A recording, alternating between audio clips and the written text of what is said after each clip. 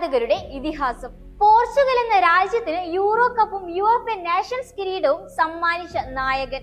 കളത്തിന്റെ നാലതിരുകളും കൈവെള്ളയിൽ എന്നതുപോലെ മനപ്പാടമാക്കിയാൽ ഏതൊരു സൂപ്പർ കമ്പ്യൂട്ടറിനെയും നാണിപ്പിക്കുന്ന തരത്തിൽ പന്തിന്റെ ഗതിവേഗം അളന്ന് കാലുകളും തലയും സ്പർശിച്ച് വല തുളച്ചവൻ.